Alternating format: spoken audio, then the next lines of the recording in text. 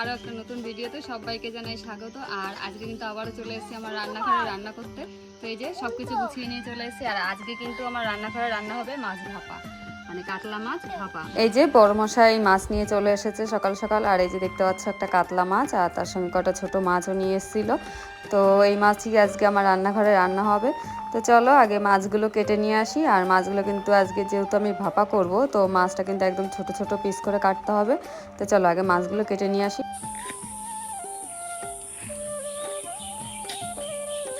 তো এই যে কচু পাতা কেটে নিচ্ছি, আর এই কচু দিয়ে কিন্তু আজকে করব ভাপা। তো চলো দেখতে থাকো। আমরা কিন্তু এই কচু পাতা দিয়ে ভাপা খাই। কচুর এই যে এইগুলোও দেবো, পাতাও লাগবে। কেটে নিই কটা ভালো দেখে কচু পাতা।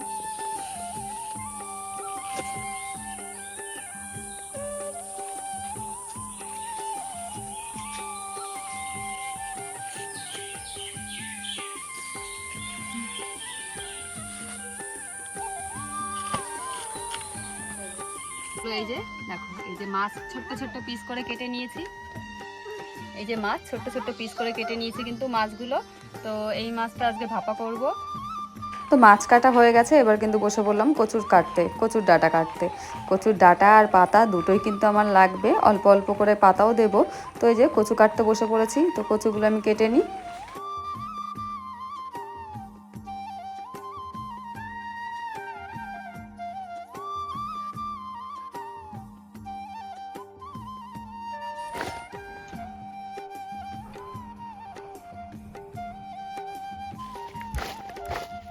তো আমাদের কচু শাক কাটা হয়ে গেছে, আর এখন এগুলো ধুয়ে পরিষ্কার করে নেব। এই যে কড়াই আর খুন্তি নিয়ে চলে যাচ্ছি আমার রান্নাঘরে। আজকে রান্না হবে। তো চলো আজকে কি রান্না করছি তোমাদেরকে তো দেখালাম। তো চলো আজকে রান্নাটা দেখতে থাকো পুরো। বাউরের মাছ, বাউরের কাতলা মাছ। তো একদম টাটকা মাছটা। তো চলো আজকে ভাপা করবো। আর করবো হলো কচু দিয়ে। আর এই যে কচুও কেটে নিয়েছি, কচুর ডাঁট আর কচুর পাতাও আমি দেবো কিন্তু এই ভাপার মধ্যে। তো চলো তার আগে মশলাটা করে নিতে হবে। তো মশলাটা আগে করে নিই। আর মশলার জন্য কিন্তু আমার লাগছে কাঁচা লঙ্কা। এই যে কাঁচা লঙ্কা নিয়েছি, আর সর্ষের তেল, লবণ, হলুদ, আর এই যে 2 রকম সাদা সর্ষে আর কালো সর্ষে। তো বেটে নিই।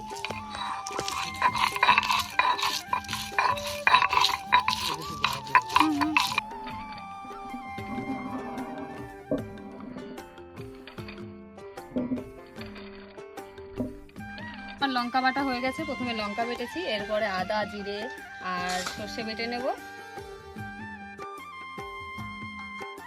আদা আর জিরেটা বেটে নেব।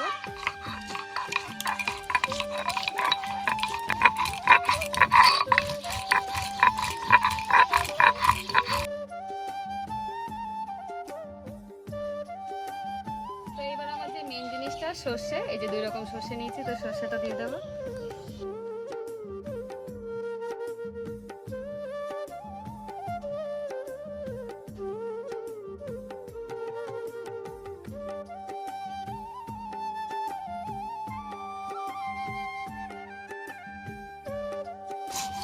এবার সর্ষেটা বেটে নিচ্ছি।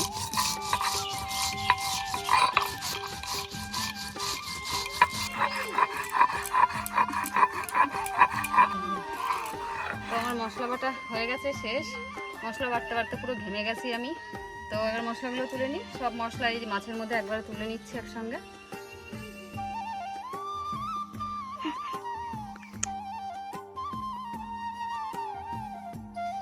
তো আমার সব মশলা করা হয়ে গেছে। আর এই যে এখন দিয়ে দিচ্ছি মাছের মধ্যে কচু পাতা, ডাঁট সবই দিয়ে দিচ্ছি এই যে মাছের মধ্যে।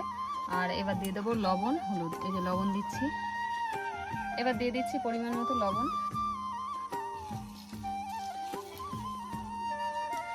আর এবার দিয়ে দেবো হলুদ, হলুদ গুঁড়ো।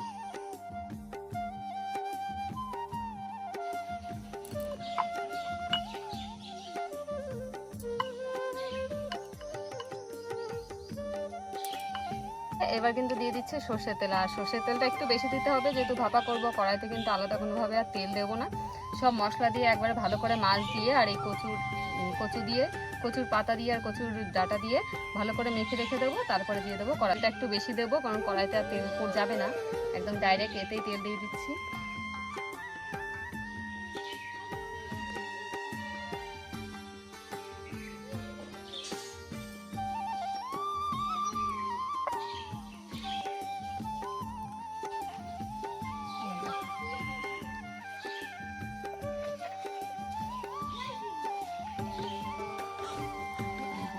পাতা, কচুর ডাগাও দিয়ে দিয়েছি ডাটা।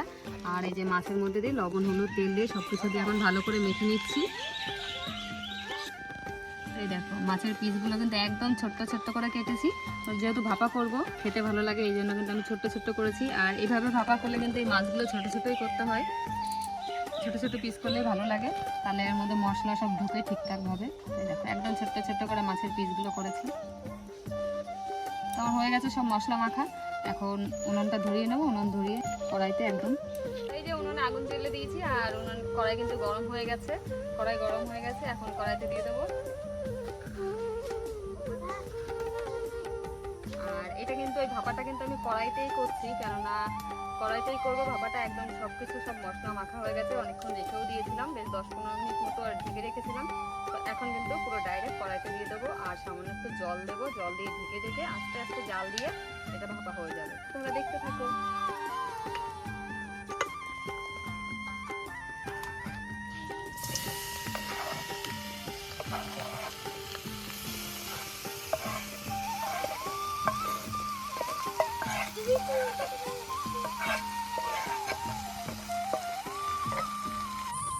এই যে জল দিয়ে দিচ্ছি, এর মধ্যে অনেক মশলা লেগেছিল, এই জন্য এটা ধুয়ে কিন্তু আমি জলটা দিয়ে দিচ্ছি। থালাটা ধুয়ে জলটা দিয়ে দিলাম, এবার একটুখানি সামান্য নাড়াচাড়া করে সব এবার আস্তে আস্তে ঢেকে ঢেকে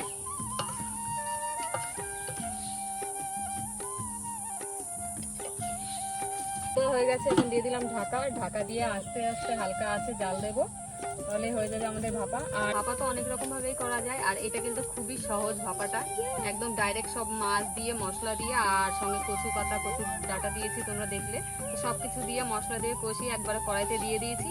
আর এখন আস্তে আস্তে ঢাকা দিয়ে দিয়ে রান্না হবে, তো হয়ে যাবে আমাদের ভাপা। অনেকটাই সহজ এই রান্নাটা কিন্তু।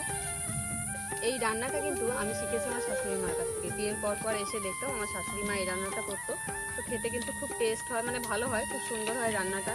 তো আমার থেকে আমার শাশুড়ি মার হাতের রান্নাটা আরও বেশি সুন্দর। আজকে আমিও চেষ্টা করছি রান্নাটা করার, দেখা যাক রান্নাটা হোক, সবাই খেয়ে বলবে কেমন হলো। তো চলো রান্নাটা এবার হয়নি, একটু ঢাকনাটা খুলে দেখা যাক অবস্থাটা কি হয়েছে। তো অনেক জল উঠে গেছে, এই যে মাছগুলো প্রায় সিদ্ধ হয়ে গেছে আর কচুর ডাঁটাগুলোও কিন্তু সিদ্ধ হয়ে গেছে, হ্যাঁ পুরো ভালোভাবেই সিদ্ধ হয়ে গেছে। এবার জলটা একটু শুকিয়ে গেলেই হয়ে যাবে কিন্তু আমাদের ভাপা রেডি। এখন অনেকটা জল রয়েছে, জলটা পুরো শুকাতে হবে। চলো আবার ঢেকে দিই, কাছে নিয়ে এসে দেখো। তো এই যে দেখো আমার ভাপা কিন্তু রেডি, আর জল কিন্তু অনেক শুকিয়ে গেছে। তো এই দেখো ভাপাটা পুরো কমপ্লিট, এখন নামিয়ে নেব। তো এই যে আমাদের ভাপা কিন্তু পুরো রেডি হয়ে গেছে, আর এই যে নামিয়ে নিলাম। আর কচুর ডাঁটা দিয়ে আর কচুর পাতাও দিয়েছি একটু দিয়ে ভাপা, কাতলা মাছ ভাপা।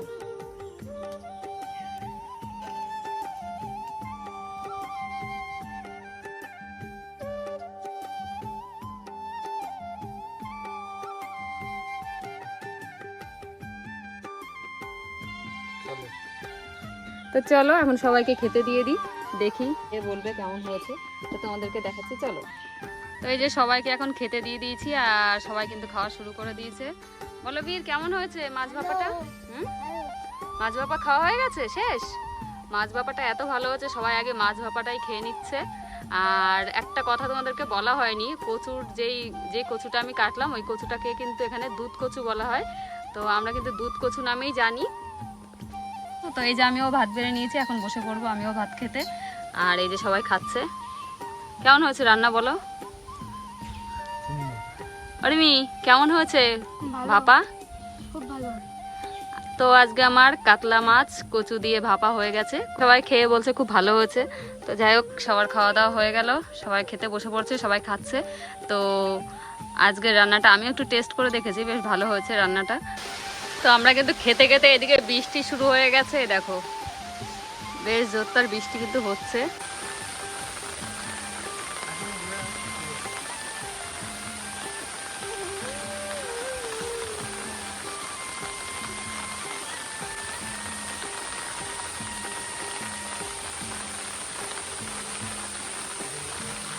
তো আজকের ভিডিওটা এখানেই শেষ করছি। যদি ভালো লাগে অবশ্যই লাইক কমেন্ট আর সাবস্ক্রাইব করে দিই। তো দেখা হবে আবার নতুন কোনো ভিডিওতে। ততক্ষণ সবাই ভালো থেকো, সুস্থ থেকো।